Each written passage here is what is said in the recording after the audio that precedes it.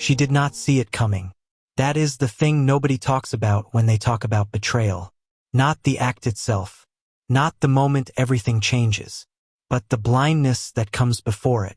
The way you can live inside a friendship, breathe the same air as someone, share meals and laughter and the quiet confessions of late nights, and still have absolutely no idea what is growing in the dark, just beneath the surface of everything you thought was real.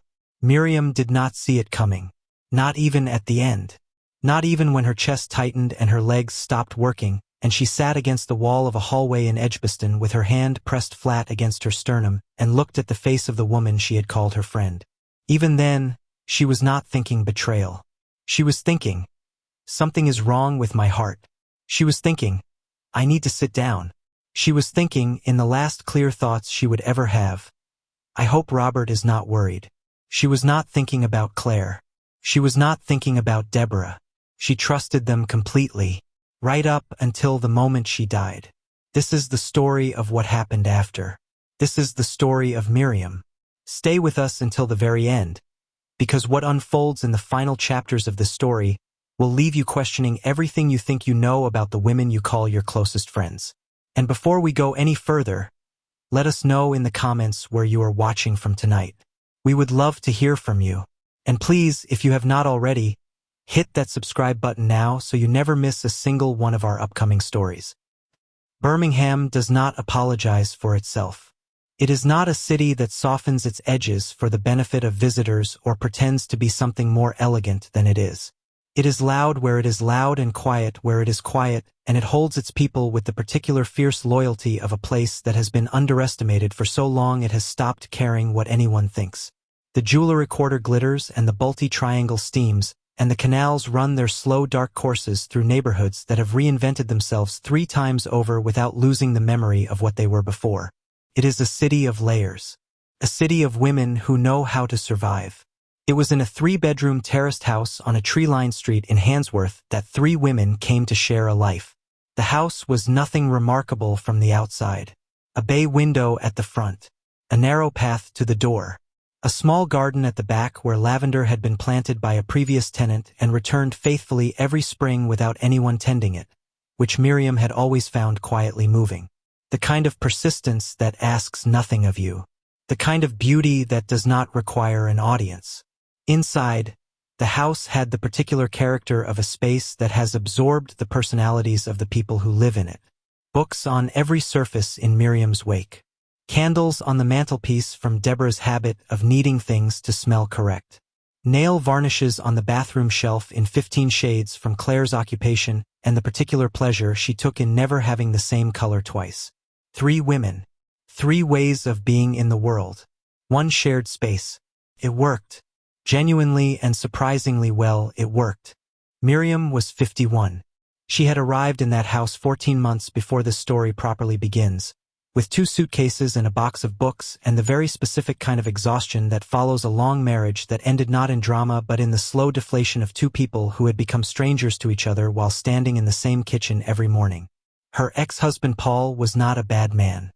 He had simply stopped seeing her somewhere around year 14, and she had waited another 8 years hoping that might change, and one morning she had woken up and understood with absolute clarity that it would not. The divorce was civilized. The aftermath was not cruel.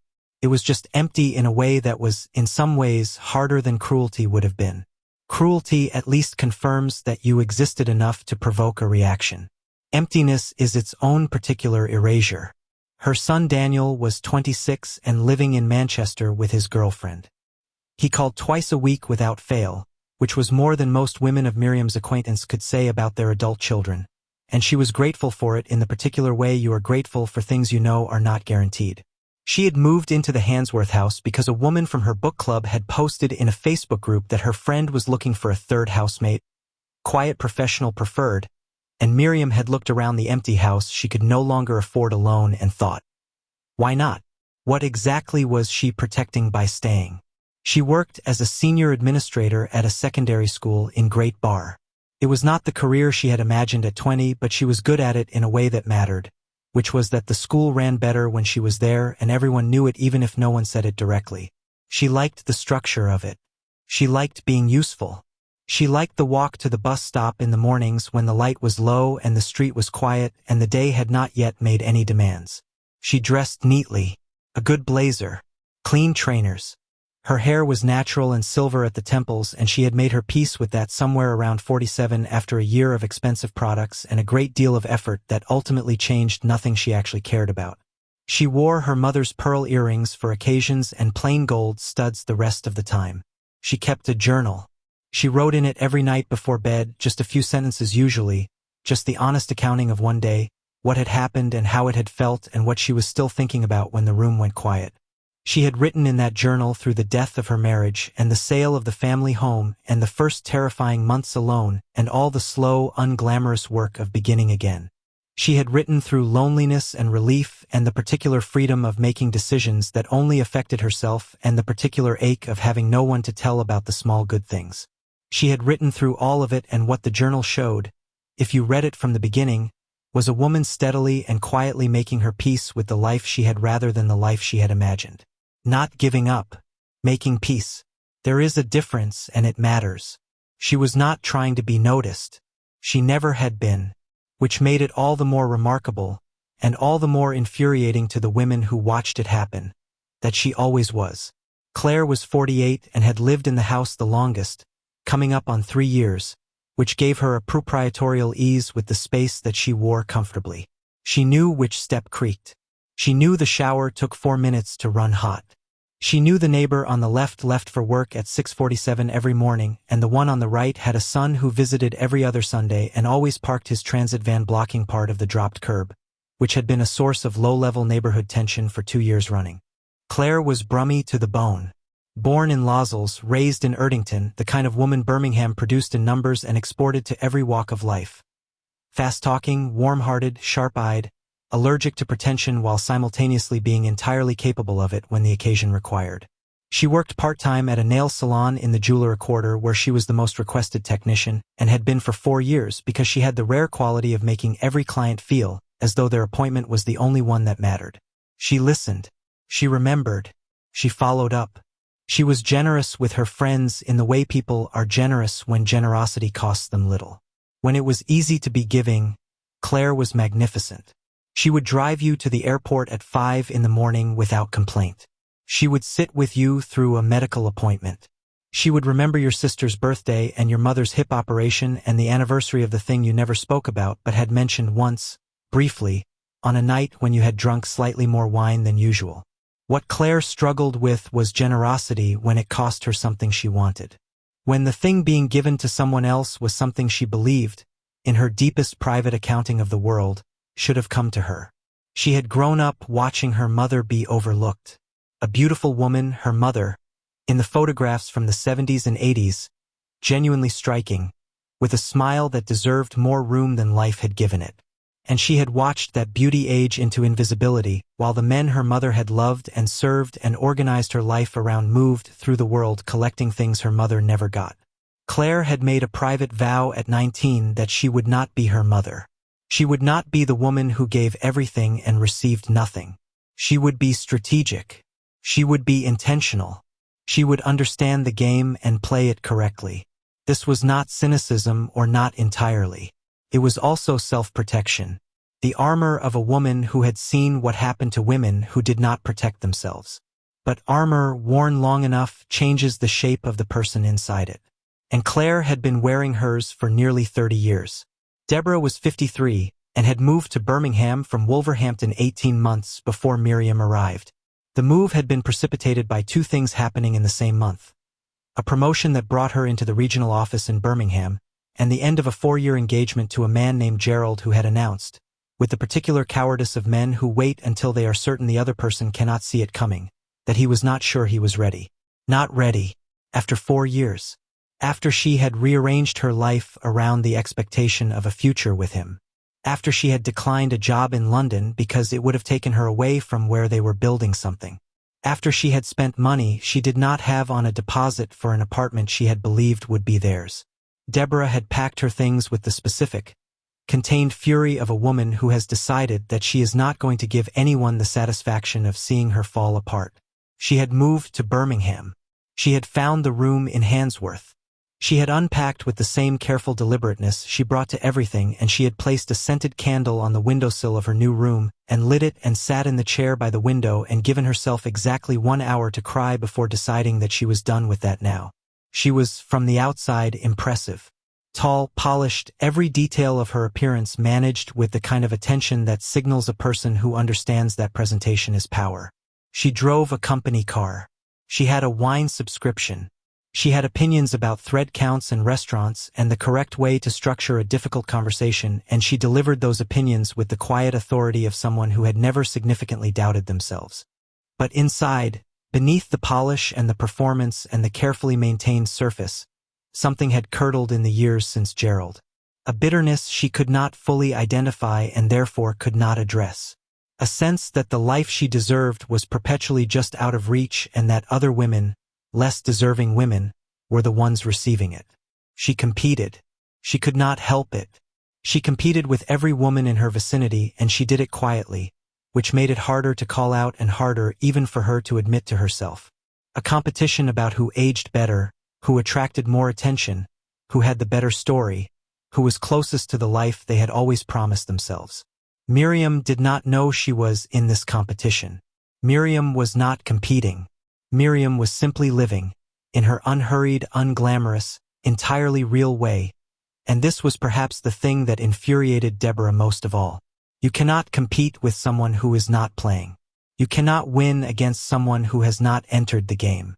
You can only watch, increasingly frustrated, as that person somehow comes first anyway. The three of them were, despite all of this, genuinely fond of each other for those 14 months. That matters.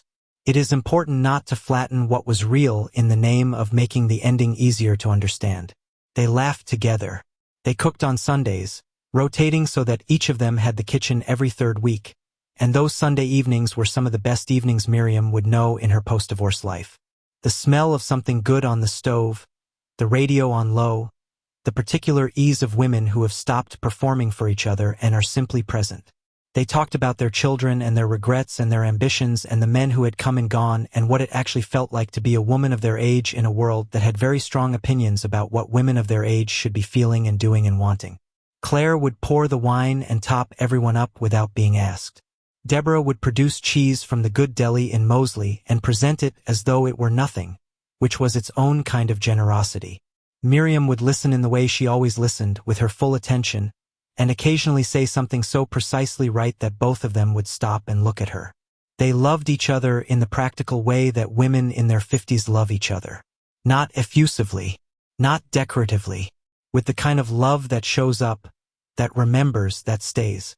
And yet, if you had sat very quietly in the corner of that sitting room on any given evening and paid attention not to what was being said but to what was happening beneath it, you would have felt something else moving through the room. Something low and constant, like a current beneath still water. The particular tension of two women who measured their worth against other women discovering that the third woman in their house could not be measured against. Not because she was superior, because she was entirely indifferent to the measurement. It was Claire who suggested the charity auction evening in February. She had been given tickets by a client, a solicitor whose husband sat on the committee of a Birmingham arts charity that held a fundraising dinner every year at a private venue in Edgbaston. 2 tickets initially. Claire had planned to take Deborah. Then a third ticket appeared. Bring someone lovely, the client said. It is a nice crowd. Claire called Deborah on the way home. Deborah said immediately, bring Miriam. There was a pause from Claire. Small. Hard to name. I don't know, Claire said. It might not be her sort of thing. She'll love it, Deborah said. Come on. She never goes anywhere. The hesitation lasted 2 more seconds. Then Claire agreed. She could not have told you, if pressed, exactly what the hesitation was about. She would have said she was thinking about Miriam's comfort. She would have said it was consideration. It was not consideration. It was the first hint, barely visible even to herself, of something she was not ready to look at directly. The evening was held in a Victorian townhouse in Edgbaston that had been converted into an event space. High ceilings with original cornicing. Long tables with white linen. Candles in glass votives casting everything in warm amber. The kind of room that made the people in it feel, regardless of what they had been before arriving, that they were exactly the kind of people who belonged in rooms like this. Claire had dressed in a deep plum wrap dress that she had bought for exactly this kind of occasion. She had done her hair and her makeup with the careful deliberateness of a woman who understood that effort and the appearance of effortlessness were not mutually exclusive if you were skilled enough. She looked, by any objective measure, stunning. Deborah had worn a tailored burgundy trouser suit from a brand she had saved for specifically. Sharp-shouldered and perfectly cut. Her jewelry was gold and minimal. Her shoes were exactly the right heel. She had looked at herself in the mirror before leaving and felt, for the first time in weeks, like the version of herself she was working toward. They had walked to Miriam's room to collect her. Miriam was wearing a navy wrap dress she had owned for 3 years. Pearl earrings that had belonged to her mother. Her hair was pinned up simply. She had put on a little mascara and a pale lip. She smelled of the same simple soap she always smelled of. She was ready in the way she was always ready. Without fuss, without drama, without looking in the mirror twice. She looked beautiful. Not despite the simplicity. Because of it. Claire had looked at her for a moment. Something moved across her face that she rearranged before anyone could identify it. "You look lovely," Claire said. "Thank you," Miriam said. "You both look incredible." Honestly, she meant it. She always meant it. They got in the taxi. The room was everything the tickets had promised. Claire and Deborah moved through it with the ease of women who were good at rooms. They spoke to people, exchanged details, laughed at the right moments, positioned themselves with the instinct of women who understood the mechanics of social situations. They were, by any measure, the two most striking women in the room, and they both knew it, and they moved through the evening with the particular confidence that knowledge provides. Miriam drifted slightly, not uncomfortably. She found a retired head teacher from Solihull who had opinions about secondary school governance that Miriam found genuinely fascinating, and they stood together by the window for 20 minutes talking about things that had nothing to do with appearance or ambition or the room's social architecture. Claire watched this from across the room. She saw Miriam's face, animated and completely unself-conscious, talking to a woman twice her age about something entirely unglamorous, and felt something she chose not to examine. It was in the loosened second half of the evening, after the formalities had relaxed, that a man appeared near their table. He was in his mid-50s, tall, with a quality about him that was difficult to name precisely but impossible to miss. A kind of settled authority that did not announce itself, that simply existed in the way he stood and listened and moved. Silver hair worn short, a dark navy blazer over a white open-collar shirt. His face was weathered in the way that is not aging but recording. It showed that things had happened to him and that he had survived them and that surviving had changed him in ways he no longer tried to hide. He was there to speak to someone 2 seats along from Claire, a brief greeting between acquaintances that lasted 30 seconds. And then he turned to go, and stopped, his eyes, moving across the table in the automatic sweep of a polite departure, found Miriam. She was not doing anything remarkable. She was reaching for her glass and saying something to the woman beside her and smiling at whatever response she received. She was simply there, entirely herself. He looked at her for a moment, just a moment, the way your eyes settle on something that does not demand attention but holds it anyway. And then he pulled a chair. "Good evening," he said. "I hope you will forgive the intrusion. I am Robert." Claire felt it immediately. A shift in the room's atmosphere so subtle it should not have been detectable. But she detected it. She always detected it. She watched Robert's face as he settled into the conversation. She watched the way he spoke to the table generally and came back to Miriam specifically. She watched him listen. Not the performed listening of a man at a social event trying to appear engaged. Actual listening, where the listener's face moves slightly with the conversation, where the interest arrives in the eyes before it arrives in the expression. She watched Miriam be entirely unaware of any of this, which was simultaneously the most infuriating and the most compelling thing about her. Beside Claire, Deborah had picked up her glass and taken a long, slow sip, and her expression was perfectly arranged and revealed nothing. Under the table, her other hand was pressed flat against her thigh, hard. Robert stayed for the rest of the evening. He walked them to the taxi. And before they got in, he turned specifically to Miriam and said he would very much like to see her again, if she was open to it. Miriam paused in that way she had. The brief internal consultation with herself that she never bothered to hide. Then she said yes, she thought that would be lovely. He took her number. The taxi pulled away. 30 seconds of silence. Claire broke it. Well, she said. Just that. Said Deborah. Miriam looked out the window at the lights of Birmingham passing and said nothing. She was smiling at the glass. She did not know she was doing it. She was thinking about his face when he listened. The way his eyes had not moved from her once. The way he had laughed. The way the whole evening had tilted on its axis at some point and she had not noticed until the taxi was already pulling away. In the front seat, the driver had the radio on low. The city moved past in orange and amber. And in the back of that taxi, something had shifted between the three women that none of them would have been able to name yet. Because the vocabulary they used for each other was built on love, and they did not yet have a word for what was happening alongside it. Robert called the next morning at 9:45. Miriam was in the kitchen making her second cup of tea, standing at the counter in her dressing gown with her hair still pinned from the night before, and when his name appeared on her screen she looked at it for a moment before answering. The way you look at something you are not yet sure you are allowed to want. Hello, she said. Good morning, he said. I hope it is not too early. It is not too early.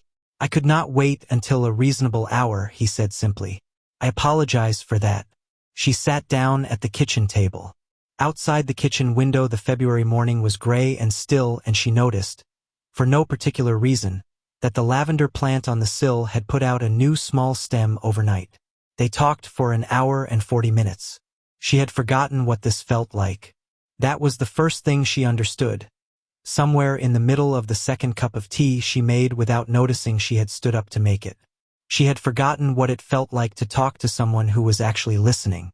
Not listening in order to respond. Not listening in order to manage the conversation toward a conclusion they had already decided on.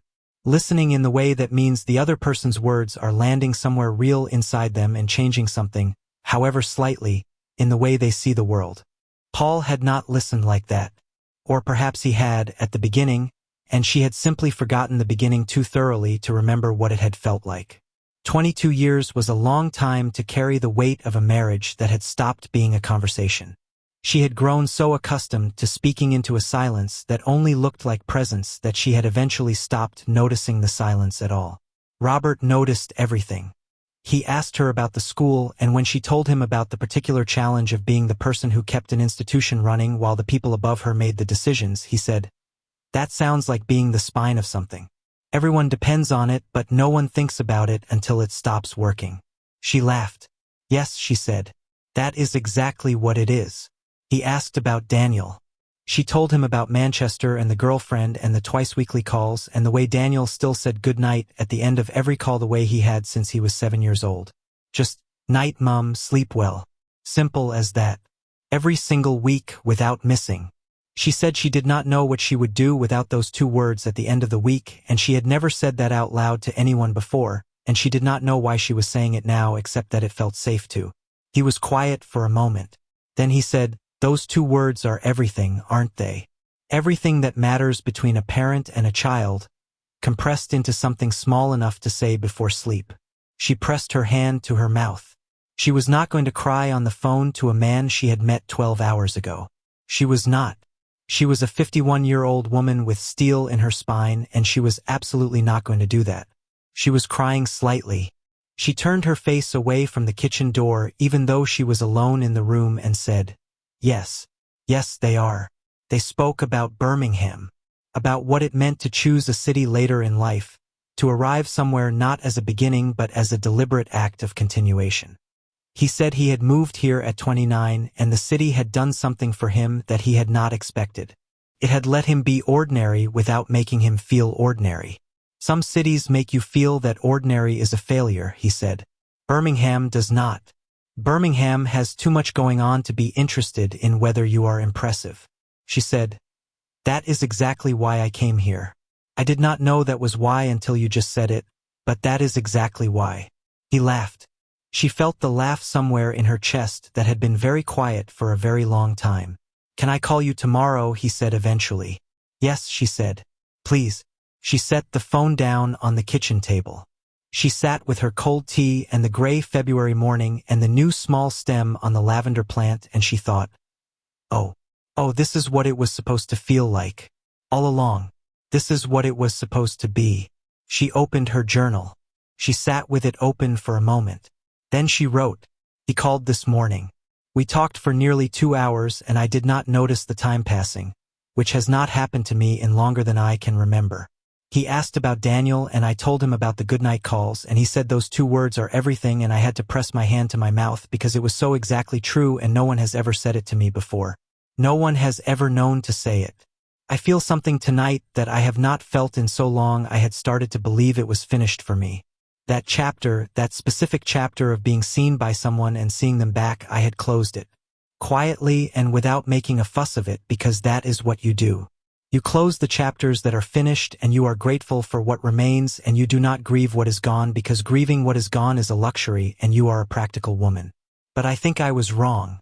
I think I closed it too soon. I think I was waiting in the wrong place." She closed the journal. She sat with the morning. Upstairs, Claire had been standing at the top of the stairs for the last 20 minutes of that phone call. She had come down for water and heard Miriam's voice and stopped. She had not been able to make out the words clearly, only the tone, the particular, unmistakable tone of a woman in a conversation that matters. She had stood there holding the banister and listening to that tone, and then gone back to her room without the water. She lay in the dark. She stared at the ceiling. She told herself it was nothing yet. Early days. These things rarely became anything. She told herself this until something close to dawn. The first dinner was in King's Heath, the Italian restaurant Robert had been going to for 15 years. She had asked, when he suggested it, whether she should dress up, and he had said, "Wear whatever makes you feel like yourself." She had stood in front of her wardrobe for 20 minutes after that. Whatever makes you feel like yourself. She had tried on the dress she wore to school functions and put it back. She had tried on the blouse she wore to weddings and put that back too. She had taken out the navy wrap dress, the one from the auction, and put it on and looked at herself in the mirror and thought, "Yes, this is me. This is what I actually look like." She wore the pearl earrings. She did not explain this to herself. She simply put them on. The restaurant was small and warm, with paper tablecloths and bread that arrived before they had settled their coats. The proprietor, a man of about 60 with flour on his apron, called Robert by name and looked at Miriam with the quiet assessing warmth of someone who knew this man well enough to understand that her presence here was not an ordinary occasion. They sat across from each other in the small amber light, and she looked at his face and thought, "He has lived. Not performed living. Actually lived." She could see it in the way he held himself. Not rigid. Not defended. Settled. The way a man looks when he has been through things and they have not broken him, but they have definitely changed him, and he has made his peace with the change. He poured water for her before he poured his own. She noticed. She noticed because Paul had never once poured water for her without being asked, which she had not identified in 22 years as something she was missing. Such a small thing. Such an entirely invisible thing. And yet she sat in that restaurant and felt it land somewhere deep and specific, like a key turning in a lock she had forgotten existed. What she understood, sitting across from Robert Adeyemi in that warm small room, was that she had been lonely for a very long time. Not the acute loneliness of being alone. The slower, quieter, more corrosive loneliness of being with someone who had stopped seeing you. She had carried that loneliness so long she had stopped calling it loneliness. She had called it marriage. She had called it adult life. She had called it what happens. "You have gone somewhere," Robert said gently. "Sorry," she said. "No, I am here. You do not need to be sorry. Where did you go?" She looked at him. She thought about deflecting, about making it something lighter. She said, "I was thinking about how long it has been since someone poured my water before their own." He looked at her for a moment. His face did something very quiet. Then he said, "That is a long time to go without something that simple." She looked at the table. "Yes," she said. "It is. He reached across and touched the back of her hand. Briefly, just for a moment, the touch of someone who understands that some gestures need to be small to be bearable. She did not look up immediately. She needed a moment. When she looked up, he was watching her with an expression she had not seen directed at her in so long she had almost forgotten it existed. The expression of someone who finds you remarkable and is not trying to hide it and is not performing it either. Just holding it, openly, without apology. "Tell me about Daniel," he said. "Tell me everything." And she did. She talked about Daniel for 40 minutes and he listened for all of it and asked questions and laughed at the right parts and at one point said, "He sounds like the best of you." And she had to press her napkin to her mouth and breathe very carefully for a moment because no one had ever said that to her before, and it was so precisely true that it arrived like something physical. He spoke about his wife Patricia over the main course.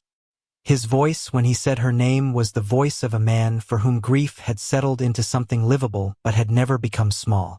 "She died of ovarian cancer," he said. "We had 2 years of knowing it was coming and I thought the knowing would make it easier. It did not make it easier. What it gave us was time to say everything that needed saying. And I am grateful for that. I have had 4 years now of being grateful for that single thing." He looked at his glass. "She was extraordinary," he said. "Not in any way that would have impressed a room. In the ways that only the people closest to you ever get to see. She remembered things about people that other people forgot. She noticed when someone was struggling before they knew it themselves. She made every person she loved feel that they were the most important person in her world. And the remarkable thing was that she meant it for all of them simultaneously." He looked up. "I have not talked about her like this to someone new," he said.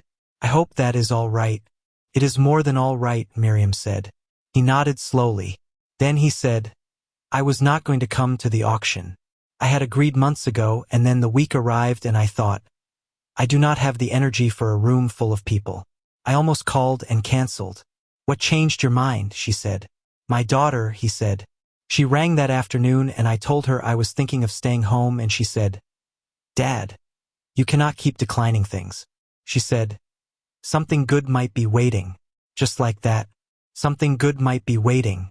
Miriam was quiet. "I almost did not come either," she said. "I was going to stay home with a book." He looked at her. He had a very good laugh. Warm and entirely genuine. The laugh of a man who meant it completely. Later, walking home through the streets between King's Heath and Handsworth, their breath visible in the cold air and neither of them in any hurry, he stopped walking. She stopped with him. He said, "Can I tell you something?" "Yes," she said. "I feel something tonight that I was not certain I was still capable of feeling. I want to be honest with you about that because I think you deserve honesty more than you deserve performance." She said, "I feel it too. And I was not certain I was still capable of it either." He took her hand. Not briefly, properly. His hand was warm and large and entirely certain. He said, "Then perhaps we were both overdue." She stood on that Birmingham pavement in the February night with her hand in his and the city going quietly about its business around them, and she thought, "This is real. This is an actual thing that is happening to me.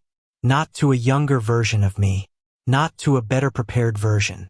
To me, exactly as I am. Right now." She had not thought she would feel this again. She had made her peace, or something that looked like peace from a certain angle, with the idea that this particular thing had happened once and was finished. That the chapter was closed. That what remained was good and enough and she should be grateful for good and enough. She had been wrong. She squeezed his hand. They walked home slowly. That night she wrote in her journal, "He held my hand on the walk home tonight and said perhaps we were both overdue, and I stood there on the pavement in the February cold and thought, I have been waiting in the wrong place. I think I have been waiting in the wrong place for years and I did not know it. I closed a chapter and called it peace, and all along it was just waiting dressed up as acceptance. I am 51 years old and I am not done. I did not know until tonight that I was not done, but I am not, and there is something so enormous about that realization that I cannot put it in words properly. Only that I want to write it down so that future me can see it and know that on this particular February night in Birmingham everything changed. Everything quietly and completely changed." In the weeks that followed, the house in Handsworth held 2 different emotional realities simultaneously, and the gap between them widened daily. In Miriam's room, Something was growing that she had not planned for. Robert called every day. Not long calls necessarily, sometimes just 10 minutes, just to hear how the day had been, just to share something small. He remembered things she had mentioned and asked about them days later. He sent her a photograph one afternoon of a building in the Jewelry Quarter that he had worked on 30 years ago, a building she walked past every day on the way to the bus, and the message said, "You have been walking past my work for months without knowing it." She had stood on the pavement looking at that building for 5 minutes, thinking about the years they had both been in this city, separately, not knowing, and feeling the particular tenderness of lives that almost did not intersect.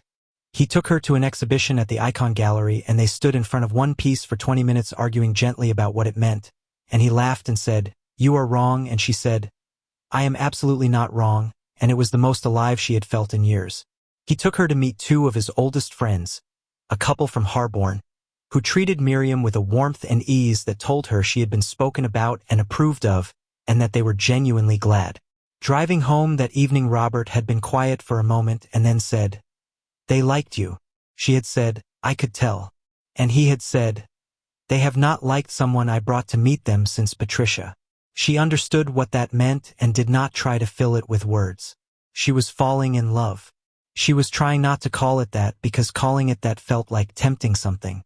But it was what was happening, and she knew it the way you know things that arrive in the body before the mind has caught up. She told Claire and Deborah pieces of it. Not everything.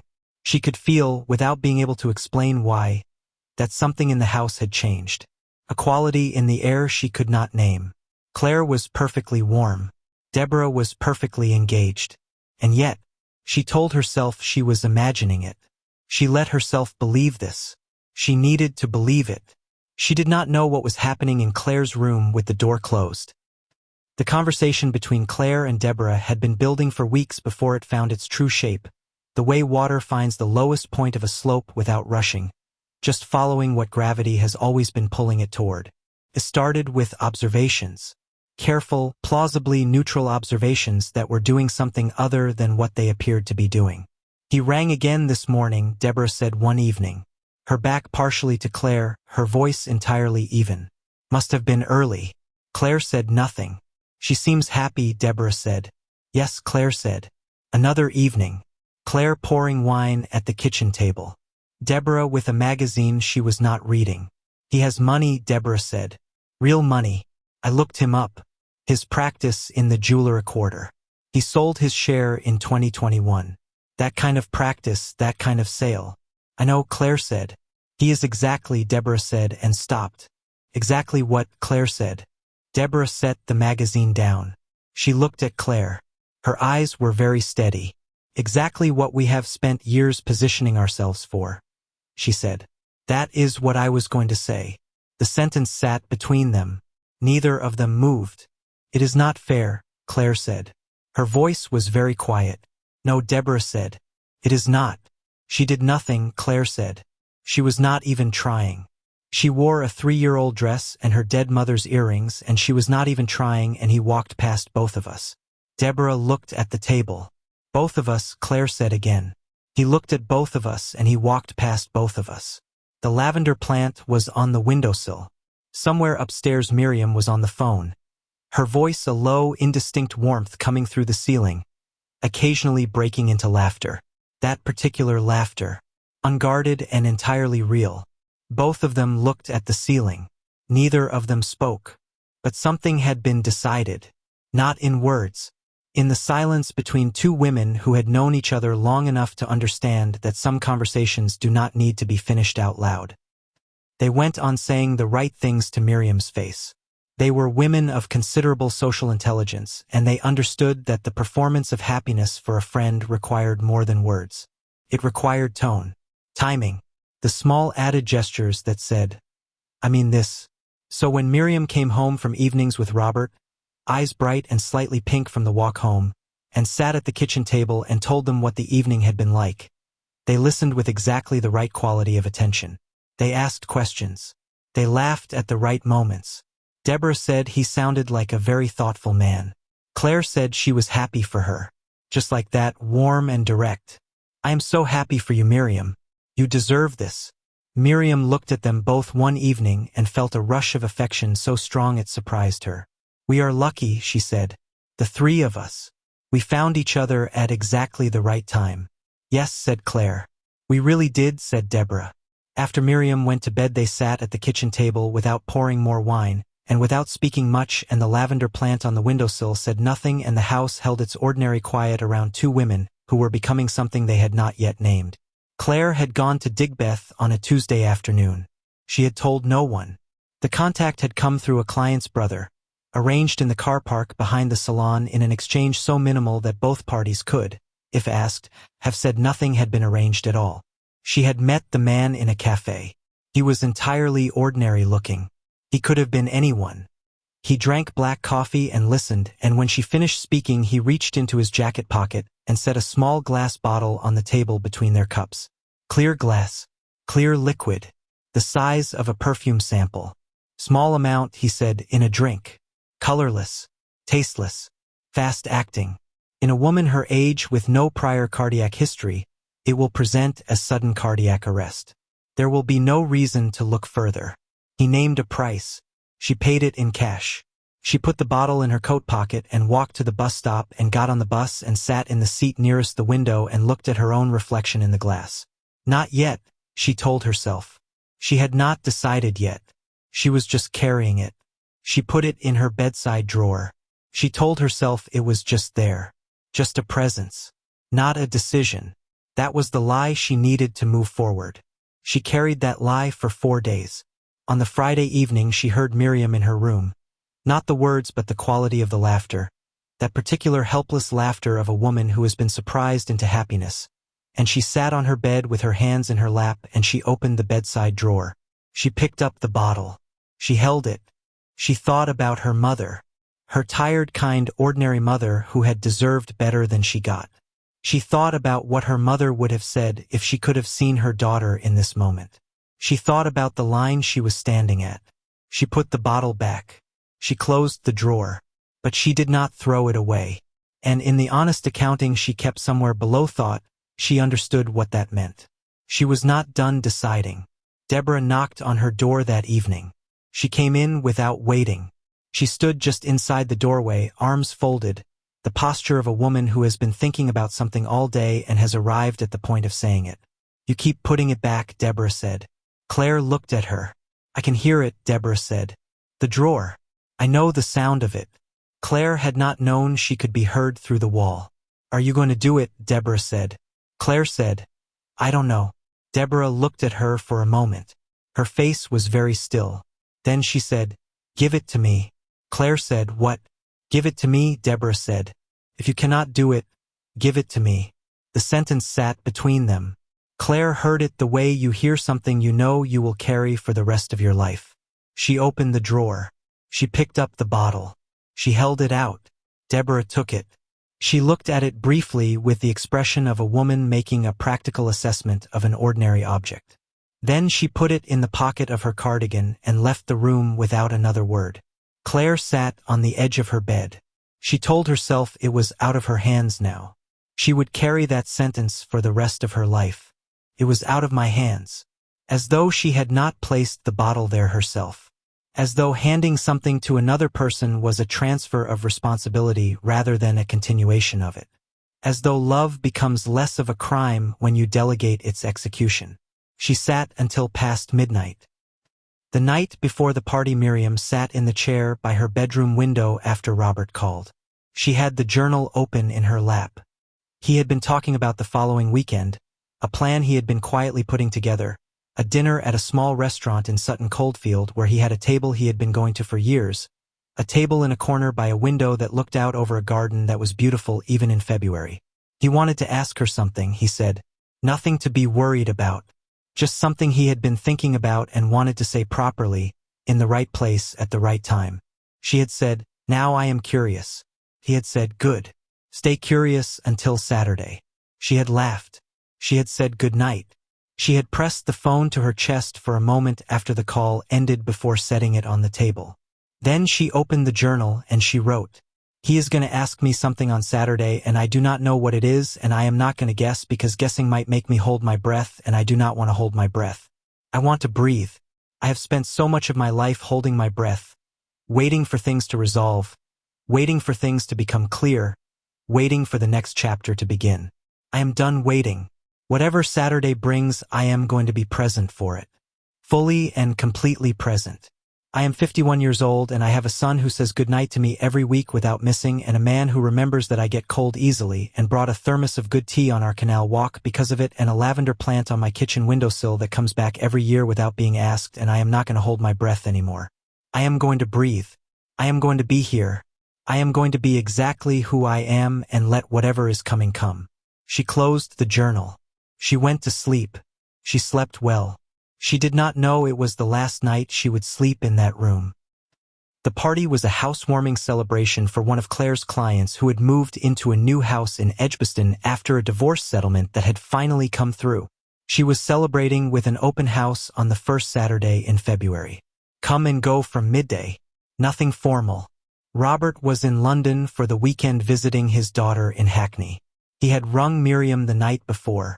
She had sat in the chair by her bedroom window with the phone pressed to her ear, and he had said, "I wish I was not going tomorrow." She had said, "I will still be here when you are back." He had said, "That is the only thing making it bearable." She had held the phone for a moment after they rang off. Then she had written in her journal and gone to sleep and slept well and woken up into the last morning of her life without knowing it was the last morning of her life, which is the particular mercy and horror of the way these things happen. The next morning the three of them got ready for the party together, the way they had always got ready for things, the bathroom shared in the easy rotation of women who know each other's rhythms. Claire did Miriam's nails in the kitchen while Deborah made tea. A pale shell pink that Miriam had chosen from the row of bottles Claire kept in a basket by the sink. Claire held Miriam's hand and painted each nail carefully, and Miriam said, "You are so good at this. You make it feel so simple." Claire said, "It is just practice. It is all just practice." She held Miriam's hand. She painted her nails. She did not think about the bottle in Deborah's cardigan pocket or the cardigan hanging over Deborah's chair across the room. She arranged her thinking around the surface of the moment, and she let the surface be what it was. Ordinary and warm and domestic and kind. They arrived at the party at 1:30. The house was warm and smelled of fresh paint and good candles. People filled the spaces comfortably. Music ran low beneath the conversation. There was wine and food on a long table in the kitchen, and the easy, generous atmosphere of a celebration that had genuine feeling behind it. The host had come through something and she was on the other side, and it showed, and people were happy for her in the sincere way that people are happy for someone who has genuinely survived something. Miriam moved through the rooms with ease. She was happy, straightforwardly and entirely happy. She was thinking about calling Robert later. She was thinking about Saturday and whatever it was he wanted to ask her. She was thinking about the canal walk and the thermos of tea and the way he had looked at her at the restaurant in King's Heath when she had told him about Daniel and said, "He sounds like the best of you." She was not thinking about the kitchen.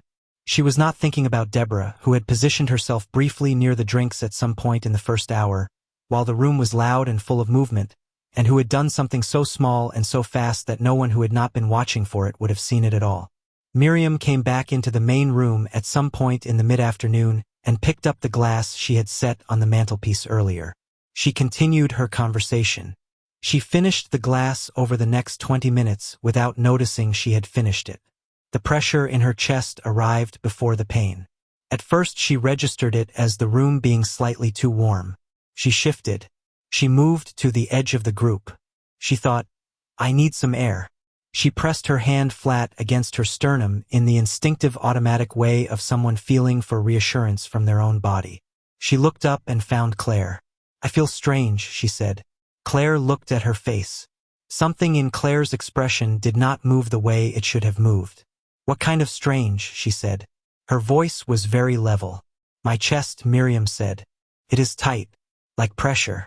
The color in Miriam's face had changed. Not dramatically, but Claire saw it because Claire was watching for it. "Let us get some air," Claire said. They moved toward the hallway, and then Miriam's body stopped cooperating. It was not violent.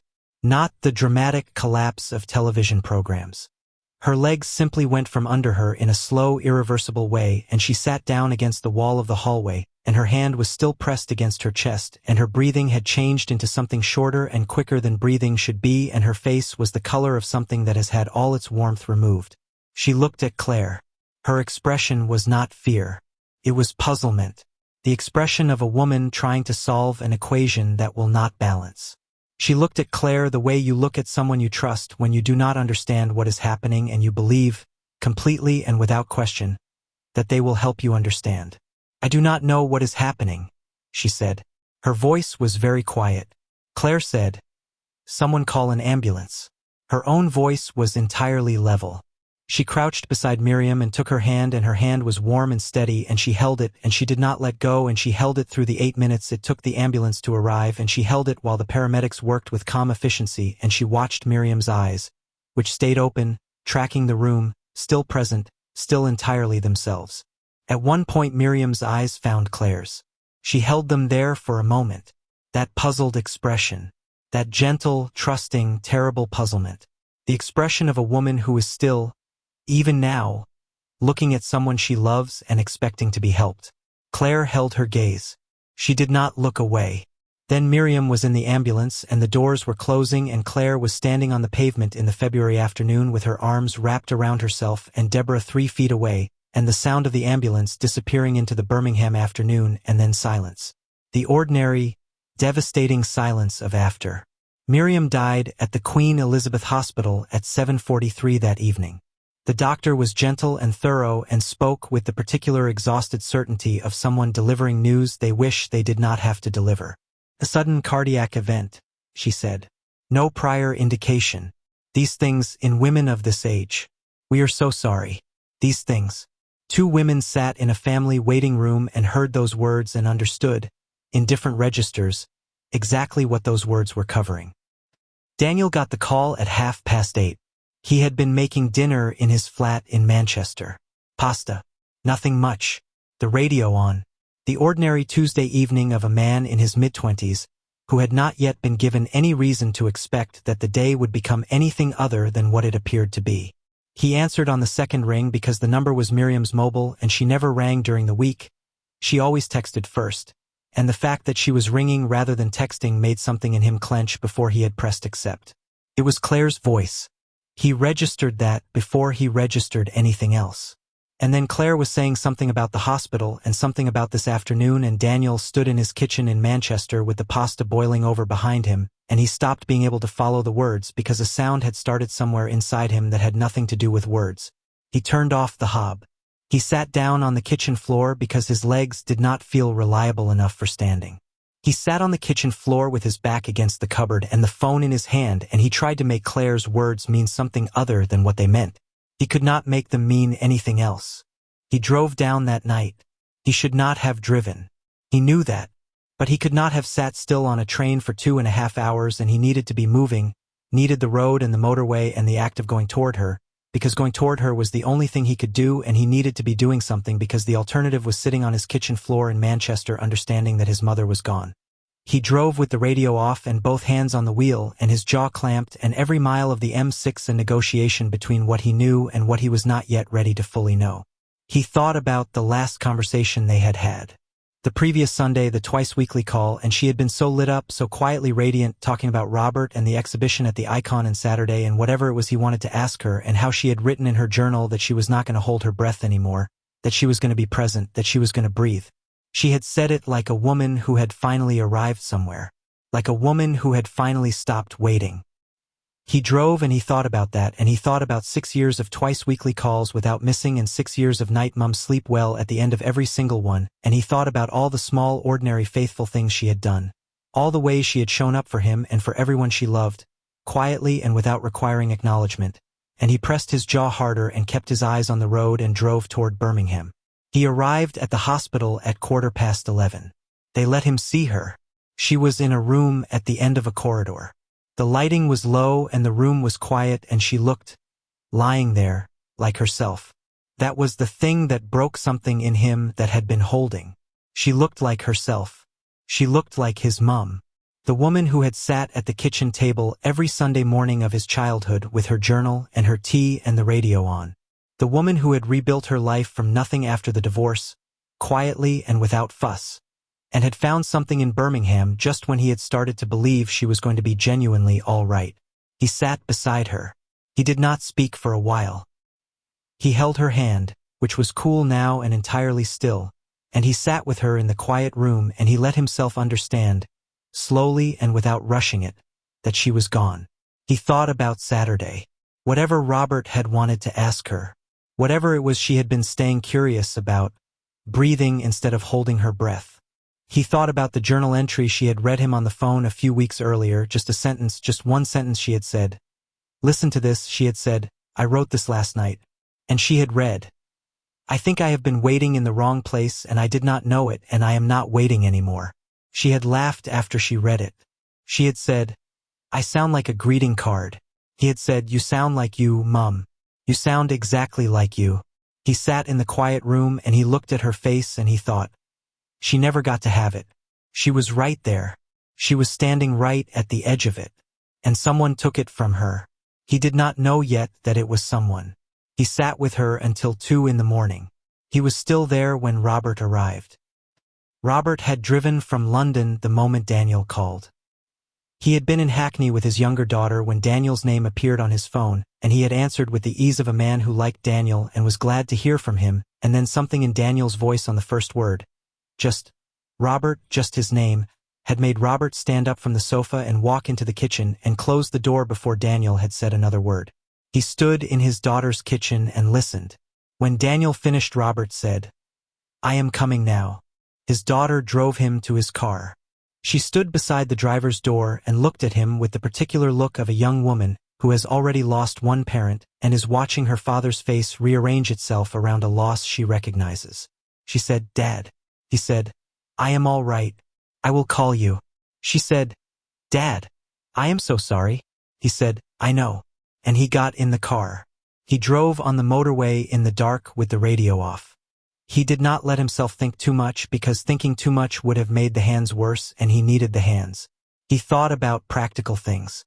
The hospital postcode, parking, the small navigable tasks that keep the body moving when the mind cannot be trusted. He thought about Saturday. He had booked the table at Sutton Coldfield 3 weeks ago. He had been planning what he wanted to say for longer than that. It was not complicated what he wanted to say. It was the simplest thing. He wanted to ask her to be with him properly, officially, as his person. He wanted to say, "I am not playing at this. I am not trying this out. I am in this and I want you to be in it with me and I want us to build something real together."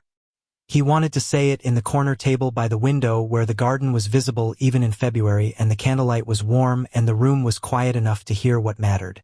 He had rehearsed it slightly, which was not like him but which felt appropriate for something this important. He had rehearsed it and then he had thought, no, just say it simply. She will not want anything rehearsed. She will want the real thing. Just say the real thing simply and let it be what it is. He drove and he thought about Saturday and he thought about Miriam's face the last time he had seen her, at his house in Solihull 2 weeks ago, sitting across the kitchen table from him after dinner, her hands wrapped around a mug, talking about something her son had said that had made her laugh, and the particular quality of her face when she laughed, entirely unguarded, completely present, the face of a woman who was not performing anything for anyone. He had thought, watching her across his kitchen table, I am going to ask her on Saturday. I am certain. I am completely certain. He had thought, I have not been this certain about anything in 4 years. He arrived at the hospital at 2 in the morning. A nurse walked him down a corridor to the room at the end and knocked softly and opened the door. Daniel was there. He looked up when Robert came in. He was his mother's son. Composed in the way that is not composed but is the only thing available when composure is the only thing left. He looked young in that room in a way he had not looked young before, and Robert understood, with the knowledge of a man who had lost someone himself, that grief does that. It strips away the adult layer temporarily and leaves something younger and more exposed underneath. Robert looked at Miriam. He stood in the doorway of that quiet room and he looked at her. He had found her at a charity auction in Edgbaston wearing a 3-year-old dress and her dead mother's pearl earrings, and she had not been trying to be noticed, and she had been the only person in that room he had been able to look at. He had sat beside her for the rest of the evening and talked and listened and walked them all to the taxi and said goodnight and driven home and sat in his house in Solihull in the quiet and thought, "Oh, that is what that feels like. I had forgotten." He crossed the room. He sat in the chair on the other side of the bed from Daniel. He took her hand. The three of them sat, Robert and Daniel on either side of her in the quiet room. Nothing was said for a long time because there was nothing adequate, and they were both people who understood that inadequate words were worse than silence. Eventually Daniel said, "She talked about you all the time." Robert said, "She talked about you too. Always in the first 10 minutes of every conversation. Always." Daniel looked at the small table beside the bed. There was a paper envelope there, her belongings from her pockets. Her phone, her lip balm, her journal, which had been in her bag because she never went anywhere without it, and her pearl earrings, carefully removed and placed in the envelope by a nurse. Daniel picked up the envelope. He looked at it. "They were my grandmother's," he said. "She wore them every time anything mattered." Robert looked at the envelope in Daniel's hands. He said, "She was wearing them the night I met her." Daniel pressed his lips together. He set the envelope back on the table very carefully. The way you set something down when you understand it is now the most precious object you own. Robert said, "I was going to ask her something on Saturday." Daniel looked at him. "I had a table booked," Robert said, "in Sutton Coldfield, a place she had not been. I wanted it to be somewhere new for both of us. I was going to ask her to be with me properly, officially. I was going to ask her to let this be real." He stopped. Daniel did not speak. "I had been thinking about what to say," Robert said, "and then I decided not to rehearse it, because she would not have wanted anything rehearsed. She would have wanted the real thing." He looked at her. "She was the real thing," he said quietly. "Everything about her was the real thing. And I found her, and then I lost her before I had the chance to tell her properly what that meant." Daniel looked at his mother's face. He looked at her for a long time. Then he said, "She knew. She wrote it in her journal. She knew something was coming on Saturday, and she wrote that she was not going to hold her breath, that she was going to breathe, that she was going to be present for whatever was coming. She wrote that she had been waiting in the wrong place for years, and she had finally stopped waiting." Robert was very still. "She knew," Daniel said. "Before it was taken from her, she knew. She was happy. Really completely happy. She went to that party happy." Robert closed his eyes for a moment. When he opened them, he looked at the pearl earrings in the envelope on the table, and he thought about Saturday and the table in the corner and the garden visible through the window and the real thing he had planned to say, and he thought, she would have said yes. He knew she would have said yes.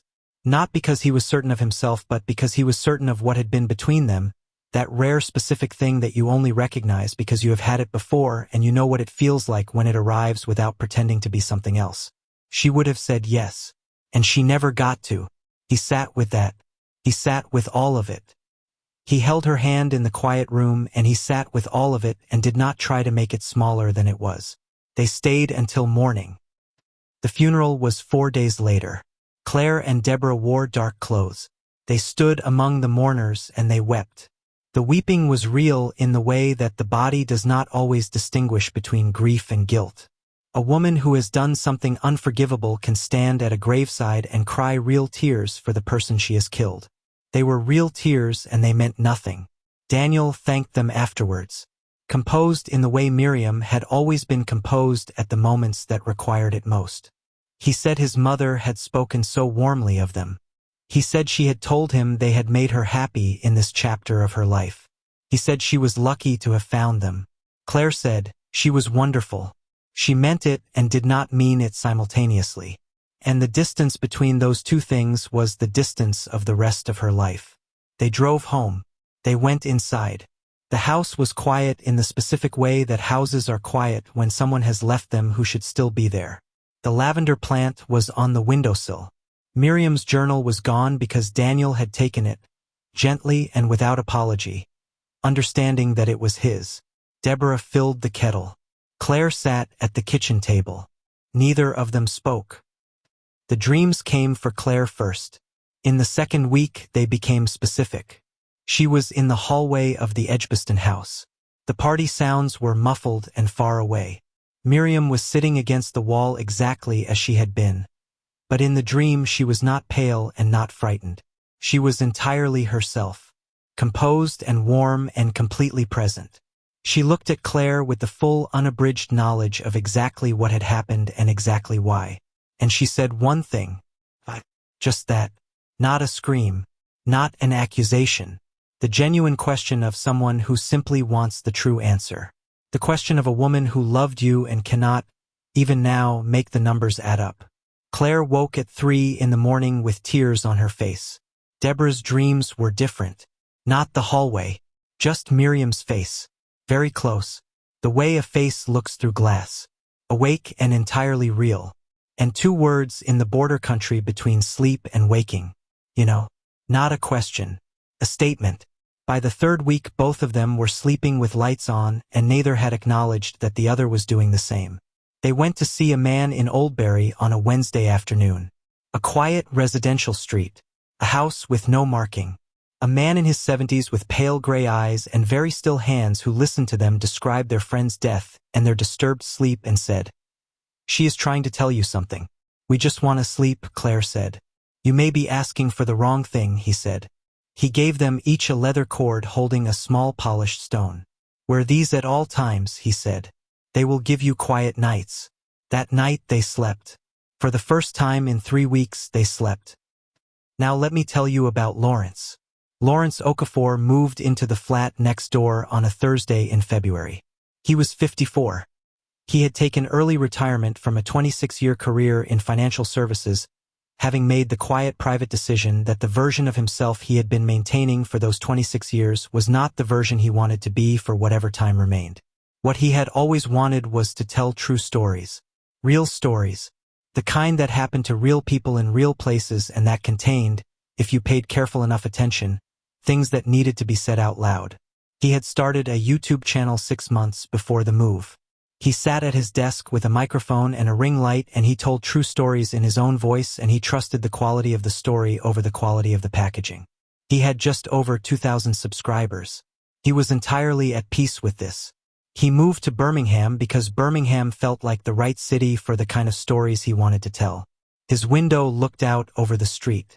He spent a great deal of time at that window in those early weeks, learning the rhythms of the street below. He began to notice something he could not explain. Not a presence exactly. Quality. At the edge of the building next door.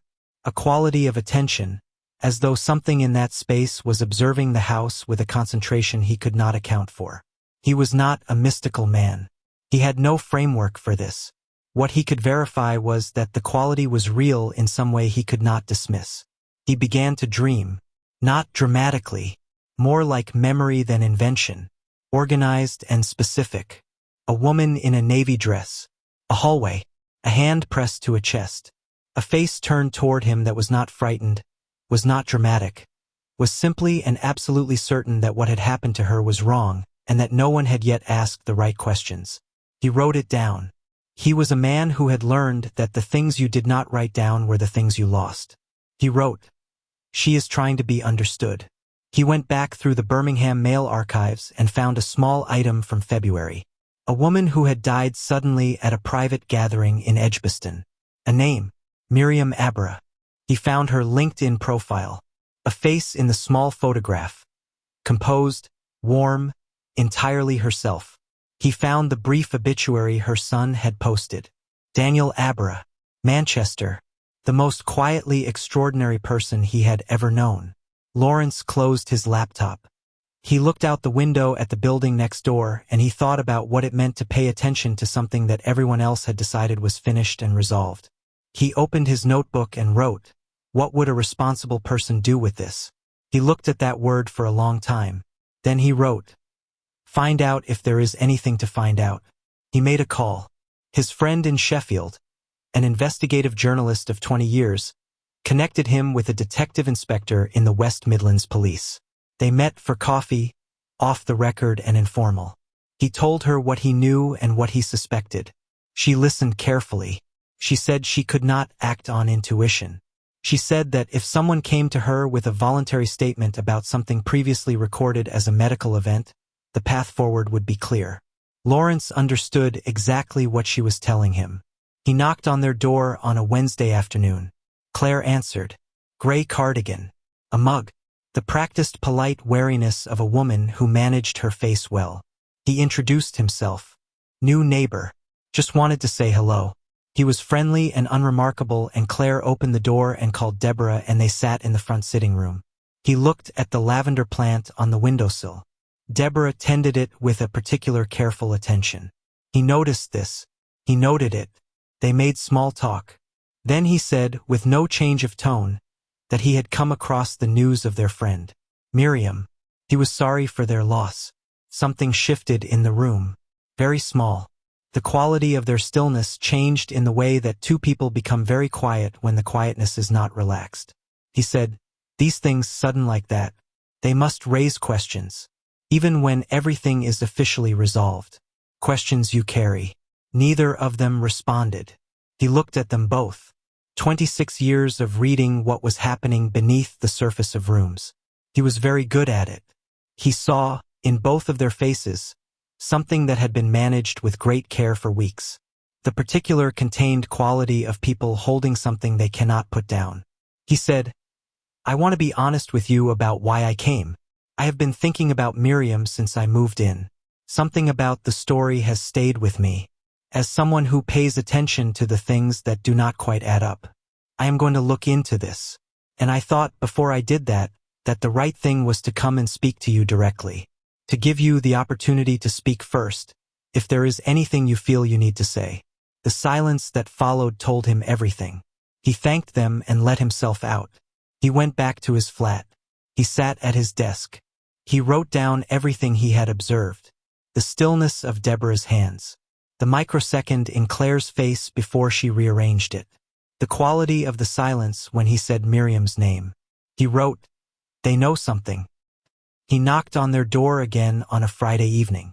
This time only Claire answered. She stood in the doorway and looked at him with the expression of someone who has been expecting something and is no longer surprised to see it arrive. He said, can I come in? She stepped aside. They sat in the kitchen. The lavender plant was on the windowsill. The kitchen light was warm and ordinary. He said, I want to ask you something, and I want you to understand that I am asking because I think you want to say it. I think you have wanted to say it for some time, and I think the weight of carrying it is becoming something you cannot continue to carry alone. She wrapped her hands around a mug. She looked at it. He said, what happened to Miriam? The kitchen was very quiet. For a long time she said nothing. Then Claire put the mug down and pressed her fingers to her eyes and held them there. And she began to talk. She talked for a long time. She told him everything. From the night of the auction and the taxi ride home. The conversations in Claire's room with the door closed. The cafe in Digbeth. The bottle. Carrying it for 4 days and putting it back. Deborah knocking on the door. Give it to me. She told him about the party. About Deborah near the drinks. She told him about Miriam's face in the hallway. The puzzlement. The hand pressed to the chest. The words. I do not know what is happening. She told him about holding Miriam's hand. She did not cry. She had gone past the point where crying was available. She spoke in the flat, exhausted way of someone who has been carrying something too heavy for too long and has finally set it down and is simply accounting for the weight of it. When she finished, Lawrence was quiet for a moment. Then he said, I need you to say this again. To someone who can do something with it.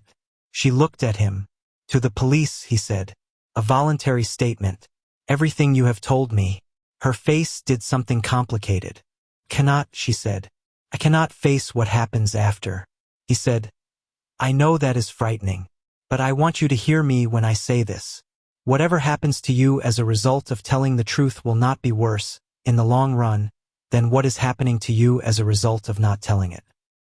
He said, Miriam's son drove down the M6 in the middle of the night to sit beside his mother in a hospital room and hold her hand. The man who loved her drove up from London because he had promised himself he was going to ask her something on Saturday, and he never got the chance. She was 51 years old, and she was not done, and someone took that from her. That deserves to be spoken out loud. That deserves to be on the record. He said, I know what happened. I have enough to take to the police myself, and I will if that is what it comes to. But the statement will carry more weight if it comes from you. And somewhere inside all of this, you know that. That is why you are still sitting here." Claire pressed her hands flat on the table. She said, "Deborah needs to be part of it." He said, "Yes." She said, "She is not going to want to." He said, "Tell her exactly what you have told me. All of it. And tell her that tomorrow morning you are going to the police station and that she has a choice about whether she comes with you or waits for them to come to her.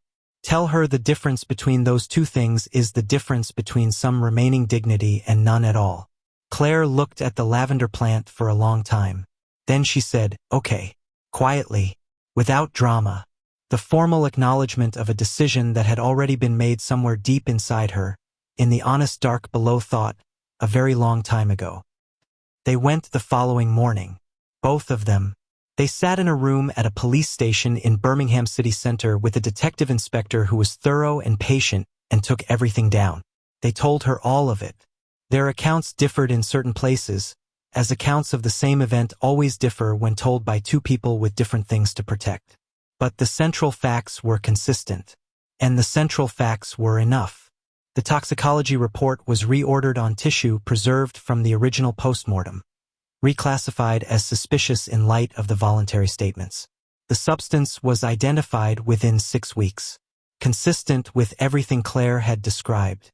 The man from the cafe in Digbeth was arrested in Walsall and cooperated quickly. The trial lasted 11 days. The judge said in her sentencing remarks that what made this case remarkable was not merely its premeditation but its context. The victim had lived in these women's home. She had eaten at their table.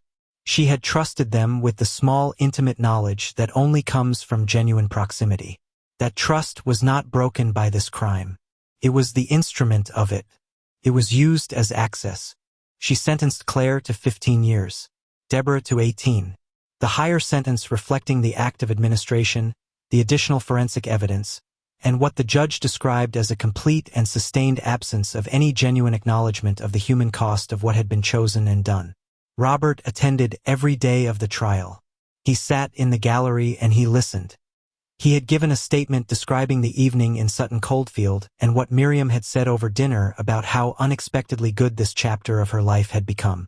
The detective who took the statement noted it was given without any outward display of emotion, which she understood to be not coldness but the behavior of a man whose grief had gone too deep for surface expression. Daniel attended the verdict. He had been in contact with Lawrence throughout, who had kept him informed with a quiet, careful consistency. After the verdict, they sat together in a cafe near the court for an hour and talked about Miriam in the way people talk about someone they have both loved and lost, swapping the specific details that keep a person real, that keep them present, that resist the past tense. Daniel said, "She made you feel seen. When you talked to her, she made you feel like what you were saying was the most important thing in the room." Lawrence said, "Yes, I believe that." Daniel went to see Robert that weekend. They sat in Robert's kitchen in Solihull and talked about Miriam for most of an afternoon and into the evening. Robert told him about the canal walk that had lasted 4 hours. About the restaurant in King's Heath and how she had talked about Daniel for 40 minutes and the way it was obvious that her love for him was the same quality as everything else about her, entirely genuine and entirely without performance. He told Daniel about the evening he had planned. The table in Sutton Coldfield. The corner by the window. What he had been going to say. "I had decided not to rehearse it," Robert said, "because she would not have wanted anything rehearsed. She would have wanted the real thing." He looked at the table. "I was going to tell her that I was not playing at this," he said, "that I was certain, that I wanted to build something with her, that I had found her and I did not want to waste a single day of whatever time we had." He stopped. Daniel said, "She knew something was coming. She wrote it in her journal. She said she was done holding her breath. She said she had been waiting in the wrong place for years and she had finally stopped waiting. She went to that party happy. I need you to know that. She went into that day happy." Robert was very still for a moment. Then he said, "She would have said yes." Daniel looked at him. "I know she would have said yes," Robert said. "Not because I am certain of myself. Because I am certain of what was between us. You only know that kind of thing when you have felt it before and you know what it feels like when it is real. And it was real. Daniel nodded. He could not speak for a moment. Then he said, "Thank you. For loving her like that. For the short time you had. For loving her like that." Robert looked at the kitchen window. Outside, the Birmingham evening was doing what Birmingham evenings do. Going on indifferently and beautifully, without pausing for any of it. He said, "She deserved it. She deserved every bit of it and more. And she knew it. At the end she knew it. That is the thing I will hold on to," Daniel said. "Yes," said Robert. "That is the thing." Daniel went home the following morning with a photograph Robert gave him. Miriam at the restaurant in King's Heath, half turned toward the camera, caught in the middle of laughing at something, her pearl earrings catching the candlelight. She looked like herself. She looked entirely and completely like herself. He had it framed. He put it in the hallway of his flat in Manchester where he would see it every morning on the way out of the door. He called Robert every couple of weeks after that, just to check in, just to keep the thread. He sent money to his grandmother every month without fail. He said good night to his mother in his own private way before he went to sleep. Not out loud, just in the part of himself that was still 7 years old and still needed to say it. "Night, Mum. Sleep well." Lawrence published the video 5 months after the trial. He recorded it at his desk by the window, the Birmingham street visible behind him in the warm light of a summer evening. He spoke for just over 40 minutes in his own voice, without dramatization, without embellishment, trusting the truth to carry its own weight. He titled it simply, "What Happened to Miriam?" He had just over 2,000 subscribers when he published it. By the end of the first week, nearly 7 million people had watched it. The ones he remembered were from women. Women in their 50s and 60s who said, "I recognize this and I did not know I recognized it until tonight." Women who said, "I have a friend like Miriam and I am calling her right now, tonight, just to tell her I see her." Women who said, "I spent so many years measuring myself against other women and tonight I am going to stop." Women who said, "I am 53 years old and I have been waiting in the wrong place and I did not know it until just now." He thought about Miriam when he read those. He thought about the quality of attention she had left behind. The way a person's truth will find its way into the world through whatever opening presents itself if the truth is strong enough and the injustice done to it is clear enough. He had been the opening. He was glad of it. Birmingham went on. The way cities always do, indifferently and beautifully, one season rolling into the next without pausing for any of it. The lavender plant on the windowsill of the Handsworth house came back in spring. The new tenant, a nurse who had moved in that March, brought it out to the garden when the weather allowed and found it already flowering, purple and stubborn and entirely indifferent to the winter it had come through. She did not know whose it had been. She simply liked it and tended it, and that was enough. Robert lit a candle on the anniversary of the night they met. He did it alone in his kitchen in Solihull with the radio off and the window dark. He sat with the candle until it guttered and then he blew it out and went to bed. Daniel called him that evening, just to check in. They had developed the habit of it, these calls, which asked nothing and gave each of them something they could not quite find elsewhere. Robert said he was all right. He said Birmingham had turned out to be a city of unexpected kindness. Daniel said he had heard something like that before. They both said good night. And in the quiet of the ordinary evening, in the ordinary city, the shape that Miriam had left in the world continued, quietly and persistently, to press against the lives it had touched, asking nothing, remaining. This story is not simple and it does not deserve to be made simple. It begins with jealousy, the quiet, unexamined, corrosive kind that lives in the chest and burns slowly and tells itself it is really about fairness, about what you deserve, about the unfairness of a world that gives to someone who was not even looking for it what you have been engineering your life toward for years. But jealousy does not kill anyone by itself. What killed Miriam was the decision, made more than once by more than one person, to let jealousy grow in the dark rather than holding it up to the light. To let it transform, slowly and without declaration, from feeling into intention, from intention into plan, from plan into act. Every woman who has felt jealousy understands the feeling. It is not monstrous to feel it. It is human. It is one of the oldest and most honest of human emotions, and it comes from real longing and real pain and the real difficulty of watching someone else receive something you have been quietly aching for. But you are always standing at a line. On one side of that line, you examine the feeling honestly. You name it. You understand what it is telling you about your own longing and your own fear, and you do not act on it. On the other side of that line, you let it make you into someone you cannot live with. Claire stood at that line and made one choice, and then, eventually, in a kitchen in a police station, made a different one. It did not undo what had happened. Nothing could undo it. But it was the only honest thing she had done in months, and even a door opening that late still lets in light. Deborah made her choice and held to it. Remember what it cost them. Not in abstract. In the specific, irreversible, daily reality of what their lives became. Two women who had everything, a real home, genuine friendship, the chance at something good, who burned all of it to the ground because they could not bear to watch another woman be happy. And remember Miriam, not what was done to her. The woman who showed up to a charity auction in a 3-year-old dress and her dead mother's pearl earrings and walked away with the only thing that actually mattered, which was being seen by someone who was capable of seeing her. The woman who rebuilt her life after divorce without bitterness and without performance. The woman who called her son twice a week and wrote in her journal every night and brought the lavender plant inside in November because she could not bear to watch something persistent and living be left out in the cold. The woman who wrote, the night before she died, "I have been waiting in the wrong place and I did not know it, and I am not waiting anymore." She was not exceptional in any way the world typically rewards. She was not ambitious or strategic or packaged. She was simply entirely herself. And that was enough. That was always enough. That was, in fact, everything. The next time you are in a room with a woman like that, pay attention to her. See her. Tell her what you see. And if you feel jealousy rising in your chest, name it. Not to anyone else necessarily. Just to yourself. Just in the honest dark of your own mind. Say, I am feeling this. And this is what it is. And I am not going to let it make me someone I cannot live with. You are always standing at the line. Choose which side you stand on. Every day.